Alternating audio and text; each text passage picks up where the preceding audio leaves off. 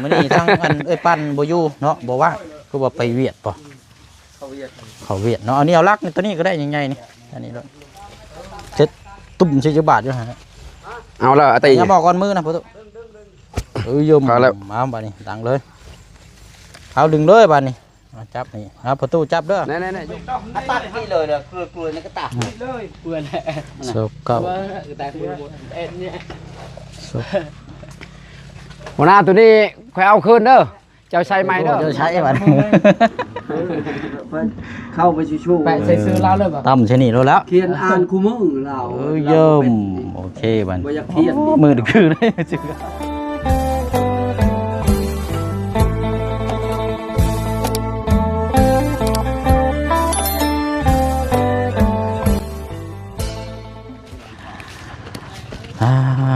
น้องก็กล้วยนี่ใบอ่อนเขียวงามดีล้อนี่พี่น้องเนาะเอาก็ถือว่าได้วันเวลาเนาะที่เฮาได้แจ้งพี่น้อง FC เนาะก็ให้เบิ่งเป็นหูเป็นตาน้ำกันให้แล้วพี่น้องเนาะจะวัดที่ดินนี่แหละพี่น้องความกว้างความยาวอันนี้ก็จะซื้อไว้เนาะจากทางใจดีเนาะพี่น้องเนาะเพิ่นฝากเงินมาได้ให้ทางบ่เชียงนี่ซื้อไว้แต่ก็ให้ทางบ่เชียงนี่ดูแลไว้ให้หรือว่าเทคแคร์ไว้ให้ทางเพิ่นพี่น้องเนาะก็กำลังนี่แหละพี่น้องเฮาสิเบิ่งน้ำกันบัดนี้เนาะก็ได้จดแต้มแล้วก็เบิ่งน้ำกันสัก4พยานเนาะพี่น้องเนาะเอากราบสบายดีแล้วสวัสดีพ่อแม่พี่น้องน้ำกันเบิดสุขุสุคนนะพี่น้องเด้อเนาะพบเจอกันอีกคือเก่าคือเดิมพี่น้องเนาะเอาบัดนี้ก็เบิ่งน้ำกันนี่แหละพี่น้องเนาะจดแต้มแล้วก็มีพยานเนาะทั้งบ่บุญบ้านป้าพี่น้องเนาะพอดีว่ามาแจ้งข่าวดีสำหรับทางเขตหนองคำดีเนาะเรื่องสมทบสร้างบ้านเฮือนซานเนาะพี่น้องเนาะก็มีอยู่8 ล้านกีบเนาะก็ถือว่าฝากพี่พังน้องน้ำกันอีกถือว่าเป็นอีกเคสหนึ่งเนาะพี่น้องเนาะก็สิให้ทั้งบ่บุญนี่แหละพี่น้องเนาะเป็นพยานน้ำกันเนาะพี่น้องแล้วก็ทั้งผู้ซื้อผู้ขายเนาะโดยเอาสบายดีพอเด้อโดย94 เมตรใช้94ว่าไป94ไม่34เฮาแทกมื้อนั้น42นึงลายตัวนี้43ลายไปคือเป็นลายสุดอ่ะเรา90ปลายใช้ดึงเข่งแล้วบ่น่ะเพียงเลยดึงแล้วไปเอาเป็นซี่แจนะแล้วลงไปดึงอยู่ลุ่มพึ่นแล้วจะดึงมาตัดนี่ชุดตัวนี้แล้วเลยเป็นซีลาดนะอันน่ะว่าเอาทางพุ่นก่อนเอาทางพุ่นบ่ไล่ลงไปพุ่นละป้าย่างลงไปเบิ่งน้ำกันอยู่พุ่นเนาะแม่นโค้งไปพุ่นแล้วพ่อป้าบ่บุญเด้อโอ้ยป้าพอดีแล้วมาเลยเบิ่งน้ำกันเนาะย่างเบิ่งพุ่นก่อนโดยนั่นแหละแล้วจังโค้งมานี่อยู่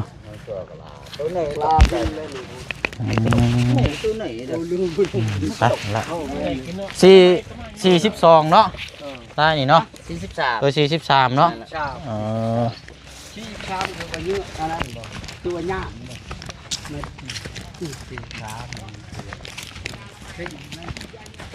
เพราะว่าเขาดึงเมื่อ42มันเข้าไปในนี่เราเรียนเราดึงออกมาเนาะเอาเดี๋ยวมาเบิ่งน้ำกันนี่ละที่ดินนี่โบเบี้ยปานใดพี่น้องเอ้ยคันชื่อว่าก็ตรงเท่าไหร่เนาะดินก็ตกขดนิดนึงเดี๋ยวให้ประตูพังลักก่อน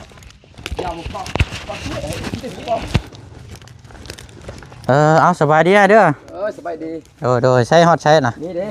ปักบอลเก่าลักอยู่นี้เนาะแม่นแล้วโอเคใช้ลักเฮาประตูอยู่ใช้อันยอดเอ็ดลักแกล่ะเพิ่นเมียเจ้าได้เอามาไปเอ็ดละคุยเนี่ยปิเชื่อชิดเท็ดของนายนลักอลวังกันไม่ประวังชื่อเอาลักมาแน่ลักนึงต้องไปหำป่ะเด้อของนอดังบอลลันชื่อนอจอยมองอยู่นี้เนาะแม่นแหละตัวนี้เราว่าจงไว้ทางนี่เราเย็นสบายไปก็ทางเที่ยวเนาะบุตรีและทางอยู่หากินเนาะผู้ใดก็จะแก้กล้วยนี่เด้ทางอยู่ทางกินทางหาหน่อไม้เนาะจงทางแล้วมันจังสะดวกสบายจงของสบายยินรถเขาจะแก้ตามกล้วยนี่โดย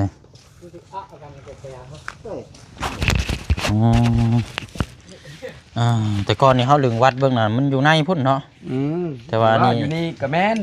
มันชื่อว่ามื้อนั้นเขาวัดข้าวๆเนาะมื้อนั้นเขาวัดข้าวๆขุดรถประตูพังลักเลยมันได้แล้วเด้อ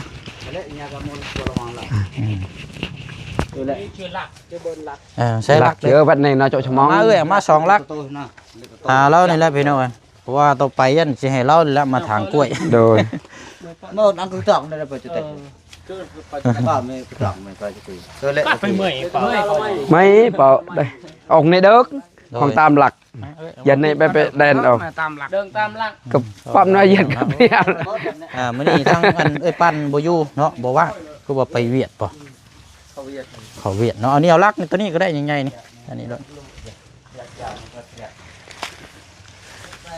เชื่อจิต เลียเลยเลียเลยเลียเลย ฟังไว้ก่อนเนาะ ตามหลักเป้าออกเนี่ยช่วย มาใส่ cái เอา đồ nhà mau lấy mệt kỳ cặp đồ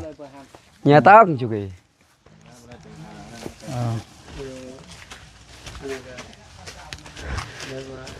กลมในบริเวณเกลืออะไร ฟังพอให้ห้ามหูน้ำกันนั่นแหละเนาะ กลมเนี่ย โดย เป็นแบบสวยเลยพี่น้อยเนาะ ดินสวย อ่อน นิดนึง ย่องแน่ nào ยาวสิ quá ối mình quăng mình แต่ว่าไปแดมอยู่ฮั่นไปแดมอยู่ฮั่นมันยาวซื่อๆแต่มันแหลมเสียวขึ้นนะ có là gì nhá có thể chú kỳ prom prom lụt ไปแล้วเนาะได้แล้วบัดนี้ไปต่อพุ่นเฮา bay này bạn có bay cứ cắt này đi ไปย่าง ไปนำกัน ไปพุ่นละไปเบิ่งหมองพังลักพุ่นละไปประตูได้ chơi แล้ chỉ ว vừa là mòn ไปพุ่นละไปบัดนี้ย่างไปพุ่น cứ cái tao kia nó cứ yon ăn là còn cho lạc là ăn nhẹ โดย คนมีนักหัวเลย มีลักแดนเก่าอยู่ได้บ่บุญแต่ว่าเฮาพังเพิ่มให้เบิ่งซื่อๆนะ chưa với lại lấy cái kia nãy tại chốt thôi Đó. này phải ham กับอีกเจ้านึง Dục. chung kia vậy chưa bơn lạc chưa này là cọp này chưa bơn lạc chưa ดึงมาที่เลยเนาะ nhà cọp ได้ này มาพี่ตู้ chưa bơn lạc chưa cái ăn nhà cho là tam đấy ấy ใส่มุมนี่ก็ได้นี่ này cho bay đấy bay nó khậy đấy นี่ใช่ để căn này bữa hay ăn không แต่วันนี้วะ โดยใช้มุมนี่แล้วก็จังดึงไปเริ่มไหม้เลย ในค่าเอาค่าซื้อนี่ก่อน เพราะว่ามันดินมันอันน่ะมันจะสิได้ให้มันเป็นเหลี่ยมโดยเลย เอาค่านี่แล้วแทงไม้บ่ โดยเต้นเอาพุ่นมาดึงขึ้นไปไหมนะ của này là ơi ta ta kia đâu chỗ này tiếc ta mày เท่าไรจังเม็ดตึง26 27เอา28ซะนี่เอามองนี่ มองนี่บ่ เอา28ซะยับขึ้นไปอีกนี่แหละนี่เอา28 ต่อไปเอาปะ ปลาเลยบัดนี้ทั้งนั้น ตามบนหมดเลย nạ cự này lao ta ใช้เสียมเด้เอามาขุด นี่จอได้ cho đóเลยบอลnó mài này เฮ้ยเปลี่ยนแล้วเหรอ เอาดูไปเลยมันยังนะ บ่ได้มีอันปิดเกี่ยวจุดสำรองไว้บ่ เปลี่ยนแล้ว เรือหูแล้วบ่ เดี๋ยวแล้วเอาจำเอาแล้วลายนั่นก็43ตัวนี้28แต่จังรุ่นขึ้นไปตัวนี้ bật leo cho chưa cho hết ăn đây đó บัด dànมันฮักนี่ไม้นี่มันฮักเด้ โดยเราเฮาถ่ายสำรองไว้ก่อนนะ แบบพวก จังหวะ พวกตะเกียเกี้ยนรักเราแหละ ประตูเอาเสียมมาขุดนี่เลย ปิดไปทำเลย cho ở dưới bé choชั่วโมง นี่ เอาหลักสมังเลย โดยลักปูนใส่เลยรถเนาะ này là như bay con tะเกียkịpไป เวลาแบบว่าอะไร ผมละในบนหมด โดย ไปไป บ่มีเงินคันมีเงิน ผมละ โดย nhà gạ cả tân angเลยเลย เอาละเนาะเป็นหูเป็นตาน้ำกันพี่น้องสักขีพยานนี่ในบ้านทั้งอำนาจผู้ปกครองที่อยู่บ้านแล้วก็บ้านใกล้เพื่อนเคียงเบิ่งแยงน้ำกัน ดีใจแล้วเพิ่นนี่ได้ดิน บ่ได้แม่นดินเอาไร nào nong từng vì luôn này anh là chọn này bayมันก็โอเคขันเอากระเป๋ามันย้อนยาวก็từng vì này kì kì ผมได้เกมความปิดบนหมดรอติด เนี่ยก็เดี๋ยวสิให้เรานั่นแหละอยู่ใกล้ให้เรานี่แหละดูแลบัดนี้ทางกกล้วยกกหยังนั่นนะ มันย้อนหักษากันนี่ ให้เราดูแลรักษาใกล้ หักษามาเปรียดมากันนี่มันไปย้อนกี่นึงแนวเท่แก ตรัดแต่งให้มันเป็นคือ อันยั่วฮะ ให้มันลงไว้ใช่แล้วบัดนี้ข้างหน้า มาชุบเราอยู่แล้วนะเปล่าคำไปตะบนtừng vì này năng là chỉ chùa năng nào này chỉ chùa năng cả hộp nào cả đặc chỉ nuôi thái mà tao bao chợ để rồi ใช่ดินคือขุดอันนั้นแท้นี่ได้ประตู mua tao cái mua sợ kétเลยยอด อันนั้นก็แบกได้บ้างบ้านมันยังบ่นัก มันนาวthế bằng thửa cái cái tao đặt โอ้ย hai tao bắt đặt nghề khó cái nạn lẩy nạn này นะเอามา hai xe đòi cái thứ thế lên tao bắt ở ข้าวต้องเอา ba เอาจับเอาเสาทางด้วยนะเอาทางเลย ao ทาง อย่าไปอันแล้วตะกี้ เอาต่อเลยต่อ บ่แป๊บนึง ในได้ยินติ๊กต่อแล้วแต่หลักอันนี้ เจ็ดตุ่มสิบาทอยู่ฮะ ao là tì อย่าบอกก่อนมือนะพ่อตุยม เอาแล้ว มาบาดนี้ตังเลยเอาดึงเลยบาดนี้เอาจับนี่เอาพ่อตู้จับเด้อ này này này dục này phải dục cho mau nè ไปอยู่นอกเนาะเห็นบ้านสวนได้เนาะฟังอยู่บ้านสวนบ้านอันนี้นี่สเป็ดคือกันเนาะทั้งนี้กัน rồi มาเลยพ่อตู้เด้อ ôi kê là kê mà ông người ta còn chưa phải cả lệ là จังมาทางตกแต่ง ชาวเก่าแม่น ฮะ 50ชาวเก่า50ชาวเก่าจุด5 สก9.5น่ากันเลงเลิก lôi ta lôi ta ta อันนั้นจดไว้เด้อจำไว้เด้อมิกจะอยู่ใส่กินนี่ จอกตาม มิกเฮียอะไร nhẹ nhẹ tao phải ham cái อยู่ใน trò รถเนาะ hệ อันนี้29เท่าไรก่อนก็50เนาะได้ตะเวนออกแล้วเนาะพี่น้องชีวิตตะเวนตกเนาะ cái nhẹ tao để cho nó chiều tao 29 nhẹ tao chứ còn chưa nó mọ ทำอย่างนี้มันตั้งรับแบบเวลาเลยทำไมเลย này là có lấy quạt lấy từ mày chỉ ย้อน cho กันย้อนกับเต้าจะอังกันย้อน rồi cái hệ cái cụ cái bắp bọ thay cha chuồn biệt bọc cỏ จับลายนี่ ta đặt lấy từ nữa ta ngày lệ อันนั้นย้อนคือหนังเจ้านอน เดี๋ยวมันจะรักกันมันจะแปะตามกันเลยอย่างนี้นะผมไปต้อง ตัดที่เลยเนี่ยกลัวนี่ก็ตัด เลยเปื่อนแหละ 29 แต่กลัวเอ็ดเนี่ย หัวหน้าตัวนี้ใครเอาคืนเด้อเจ้าใส่ใหม่เด้อ ไม่เอานั่นนะ นี่เด้มันมันเล็กนี่เด้ ตะนางบ่ แต่ร่างมันน้อยเดียวนี่ค่อยจะ เอารถบ่เป็น ไป หยัง อันนั้น เอาเลยเอาเลย ออมบอลเฮือนค่อยนะ โดยเอาเลยรถบ่เป็นหยัง họ để cho lắc với แต่ในเด้อในเตาะเลยตะนางในของคือตะรูชวนบัตร รักเดี๋ยวได้อยู่บ่ได้จังหามาพังไม้เนาะ ใช่แบบไก่เชื่อคือเป็นอันกี่ ไป เอ็ด เอา มันอยู่ในมุมนี้ เอ็ดอันในเตาในเตาะ ไปเฮามาพี่บัดนี้ไปมาเด้อละ ในได้แล้วจอได้เนาะ ได้ ในได้อย่าจอได้ในได้ทำจอได้อยู่ในเครื่องอันกี่ได้ของในในตามหลักเลยนี่ โซหาพอดีบ่ ในห้ำตะนางแกอย่าไปจออยู่ในกี่เชื่ออัน ใช่นะ รก เอาเลย ใช่ นี่ ใช่น่ะคืองานแท้ กระจ้องลาบแล้วกระจ้องลากระจ้องลา คือท้องแล้วเรา จับตึงๆนะ ขยังขยัง เอาดึงบัดนี้ บ่แม่นเดินเราเนี่ยเดินเจ้านึง โซ เอง หา40เนาะโอเค ตา พี่น้อยเนาะก็ถือว่า คืนมานั้น ผัดเรียบ ปัน ร้อย แล้ว เนาะ ได้ปันกันเลยได้ โซหา ปันผู้เลอะอันนั้น 40เอา ตัวออนเนี่ยคนไหนเนี่ยฮะ คือนึงแนวที่นึงใครก็ตะหนอ วัดเบิ่งน้ำกันแล้วบัดนี้พี่น้องเดี๋ยวเฮาสิ ไหนๆๆจอลักไหน เดิทางอ้ายแล้ว ในตะบนในจอละอะไรกัน นี่ นี่ อยู่พุ่นไปทางนี้เนาะ สำคัญ เอานั่งก่อนเด้อเนาะจดแต้มน้ำกันนั่นละเขียนใส่เลยพูดได้เขียนงามแล้วอันน่ะเฮ้ยมาพี่ก็ได้มาซื้อน้ำให้เฮาเนี่ยมาให้ทางอ้ายพอเพิ่นก่อนเอา ไปเจ้าอยู่นั่นดาว ช่วยเปิ้งห่อเลย เอา ห่อวันละคุณ เชื่อ เปิ้งคะแนนมา ฟังนกเก้าเลยนกเก้าเลยนกเก้าเลย เอาเลย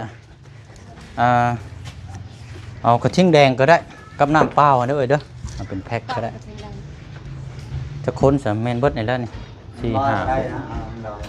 เอ็มร้อยก็ได้1 2 3มาเอามาเบิดหันก็ได้ เอ็งถึงได้เนาะเอ็งวันถึงได้เนาะ โดยผู้ยันบ่าผู้เพิ่นกินบ่ได้หั่นละ เอ็งไปโฟน ไว้ โอเคเนาะเป็นใบมอบกรรมสิทธิ์ แต่ว่าก็ได้คือกันคือเฮาจดมื้อนั้นแหละ มันก็ปึงมวยใจนี่ แล้วนั่นแล้ว อ๋อห้องบ่ แม่นั่นแหละมันเจี้ยเนาะใบเดียว มันก็เลยเรียนซื่อ อันนี้ก็ไวละ10,000เพิ่นเลยนี่ก็ เรียกมาหัวเลย เออ เรียนเอาตึกเบาะรถลิบรี ได้นี่กับพี่น้องนะเดี๋ยวให้ทางอ้ายเพิ่นจดก่อนพี่น้องเนาะก็สิมีตัวแทนทางหน้านำเนาะอันเป็นพยานนำทางบ่เสียงนี่ก็สิมีทางอบุญมันป้าพี่น้องเอ้ยเดี๋ยวสิใช้น้ำกันแล้วก็ทางเอ้ย ตอนได้ไหมก็ไปช่วยเหยาะ จะดับ ตัวได้ ลืมตาละเฮ้ย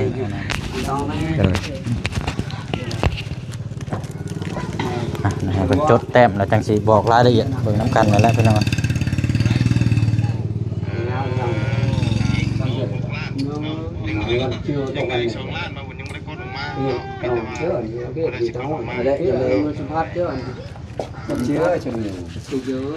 ฮึบดีแต่ว่าฝนบ่ตกเนาะเอาเมื่อวานนี่ฝนตกแห้งแล้วเข้ามาเมื่อวานนี่บายจงเลยตกเลย แต่ว่าช่วงบ่ายเนาะ วันที่6 วันที่6อ่ะวันที่6เดือน8โดย เอาไปงานตกลง 2026 รู้อ่ะเดี๋ยวช่วยเนี่ย โดย เขาไปช่วยยี่วินเสร็จเลยช่วยก็ได้ จะเลยตรงใกล้ลงเวลา ชื่ออ้าย ใส่ ผู้นี้แหละผู้เราสิขายให้ บน นี่ หัว แหละเส้นเท้าขีดขานางออกโดยชื่อนี่ได้ก็ชื่อจัง กุยเด้ อากุย แม่นโก้ยเด้กุย อ๋ออากุยเฮาอยู่ นั่นแหละ เออเรามาเบรกไม้ซอยอยู่มื้อเช้านี่ก็อากุย อายุมันแล้วบนเจาะมาไง อายุเท่าไหร่อ่ะ กูว่าสั้นหลัก นู่นแหละ 40เนี่ยดู40ยังไงลำบุรมุดมาไงเนี่ยมาลำบุรมุดมาแบบไปยังดินมุดแล้ว เรียนเลยเป็นเบอร์กัน 42ว่ะ เบอร์กันมา ใส่ชุดก่อนนี่เนาะ ฮะ คือว่า42 อายุเจ้าเท่าไหร่ จักแล้วพอกับบู เราใส่รถประมาณ 40ป้ายพุ่นแล้ว 40กว่า10ประมาณแต่รถละ42เนาะครับเบิ่ง ประมาณนี้ 42นะจำอายุบ่ได้พี่น้องแต่ว่ากะเอา อายุอันแหละเชิงก็หมออายุอะไรอ่ะก่อนนั้นคือชื่อยินจัง จะส้นเลย คือจัง เฮ็ดให้สวนนี่แหละ เป็นส่วนไหน ให้เฮ็ดสวน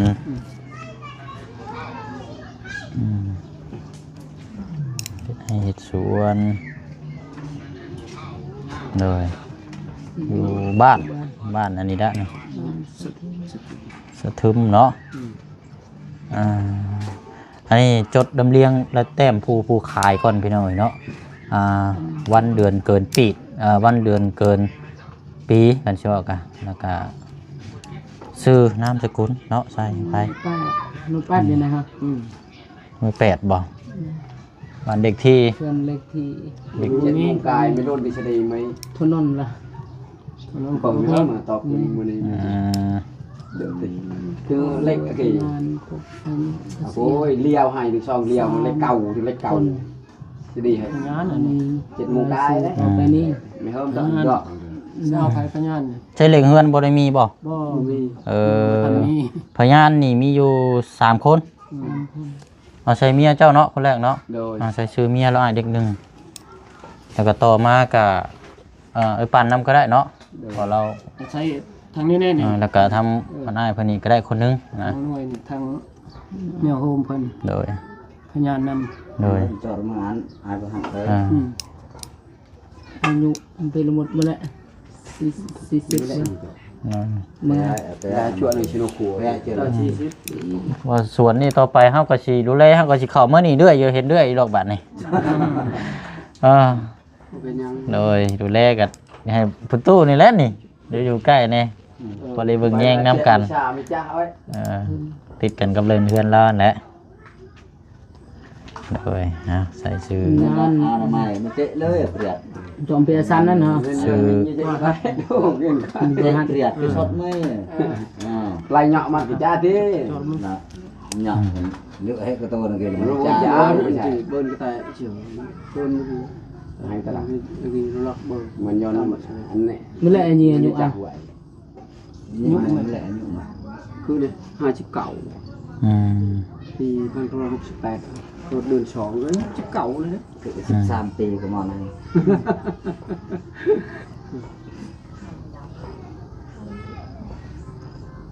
rồi okอีกผู้หนึงเนาะ năng pan rồi ชื่อปันจักอายุเราเท่าไหร่บอกอีกปัน32เนาะบ่ได้ như cho mà tôi โดยไม่นละ ต้องเป็นน้องเขาอีกเนาะน้องเขาปีหนึง มันแสบ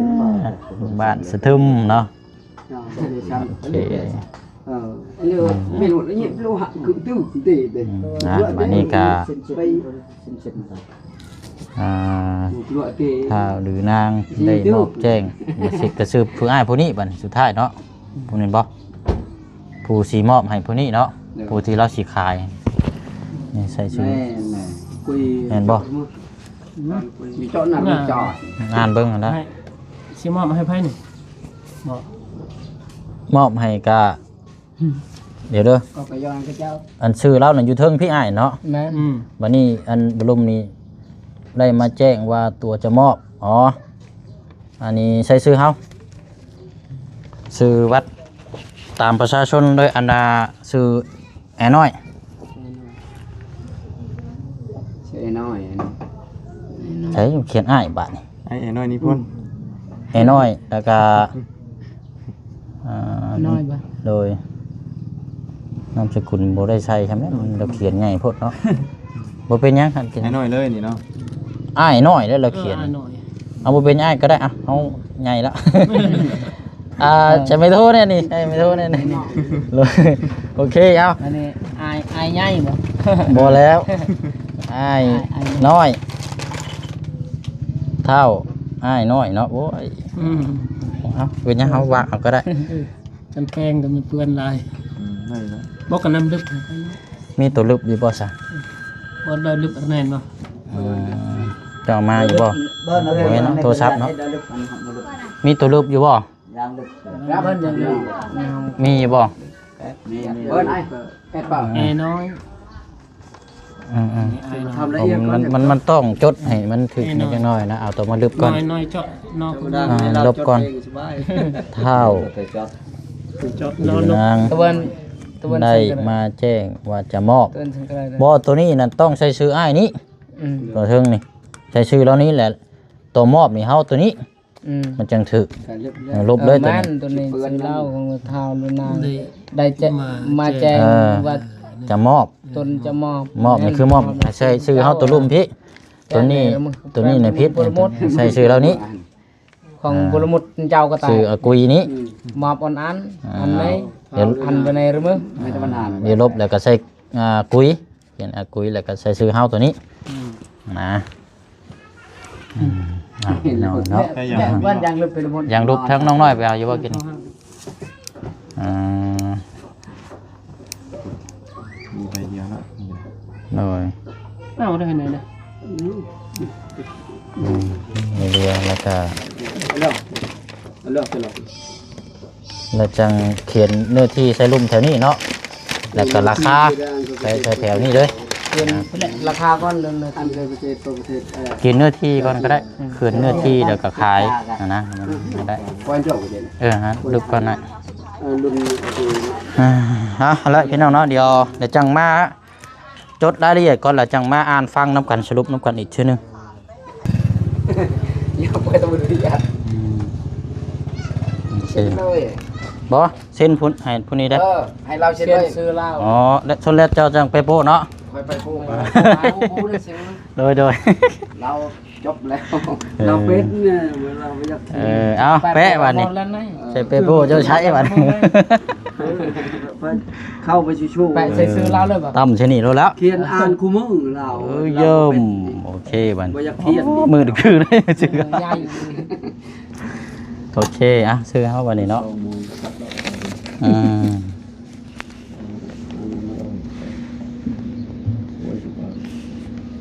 แล้วแหละไปงาน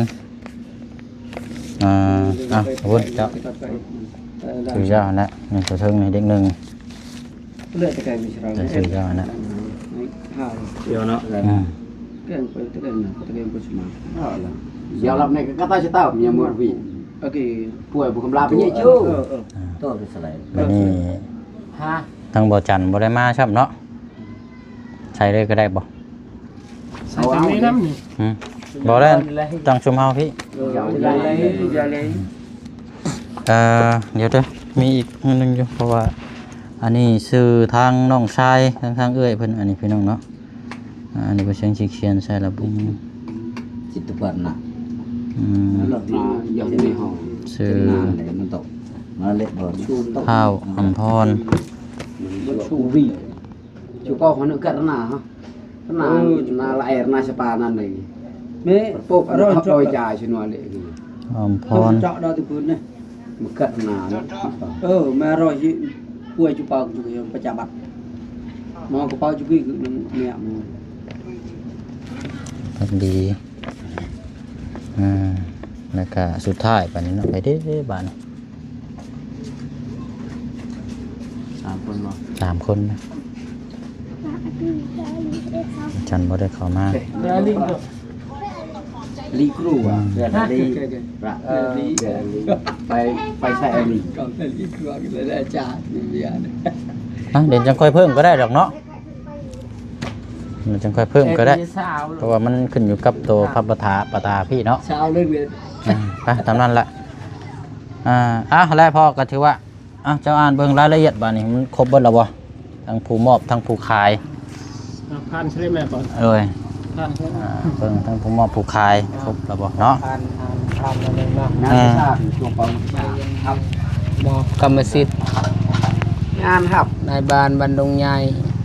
เมืองเซโปนแขวงสวรรณเขต เนาะ คอยังยืนว่าในวันที่ 6 เดือน 8 ปี 2026ได้มีเท้าลุนางเท้ากุ้ยอายุ 42 ปีสัญชาติลาวอาชีพเพชรสวน ที่อยู่ปัจจุบันสะทึม คุมสะทึมหน่วย 8 พร้อมด้วยพยานครบอายุเกษียณ3 คนดังมีรายชื่อต่อไปนี้ ทานนางอุด ทานปะแรง ทานนางปัน อายุ32 ปี ปวดแหละมึงเจอ ท้าวลือนางกุยท้าวกุยได้มาแจ้งว่าตนจะมอบท้าวแอน้อยเนื้อที่ดิน ทิศตะวันออก 43 เมตร ทิศตะวันตก 28 เมตร ทิศใต้ 29.50 เมตร ทิศเหนือ 25.40 เมตร ขายให้ในราคา 18 ล้าน ได้กูไหม กีบให้เป็นกรรมสิทธิ์แก่เท้าแอน้อย อายุ 33 ปี สัญชาติลาวอาชีพเอ็ดนาที่อยู่ปัจจุบันอยู่บ้านดงใหญ่บ่ดงใหญ่ ช่องมูหน้า ดงใหญ่ คุม ดง หน่วย 13 เลขที่เมือง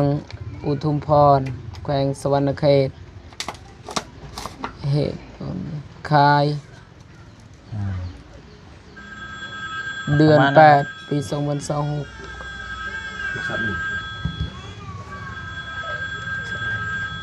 รายชื่อพยานบุญจันทร์เท้าอำพร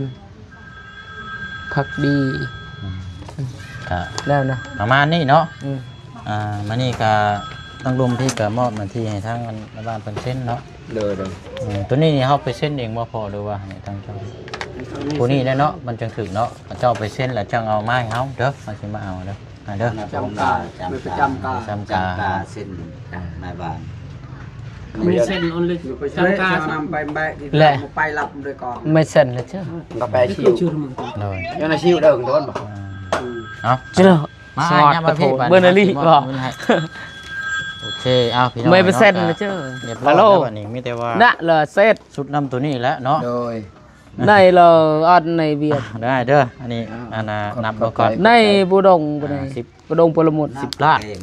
เออ ก่อนเนาะสอง นับมากับ สี่ ดงปรมุด สอง นับไปก่อนเด้อ หกแปด น้องน่ะ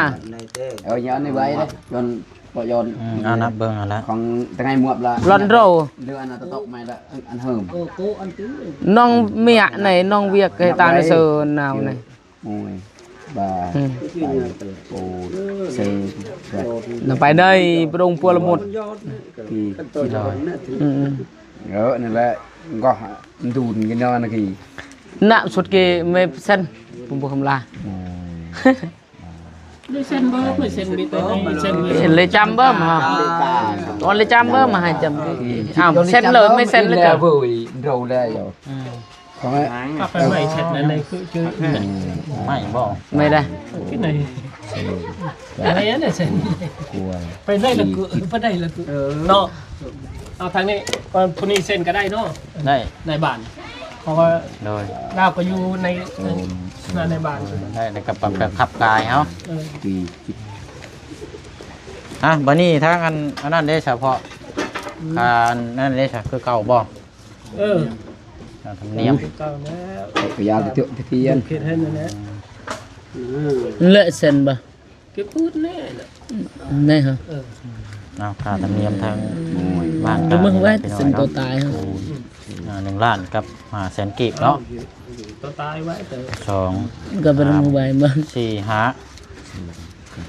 กลัว เจอเกอันเลยประจำเบิ้ม ดูแล้ว ทำเลยประจำเบิ้ม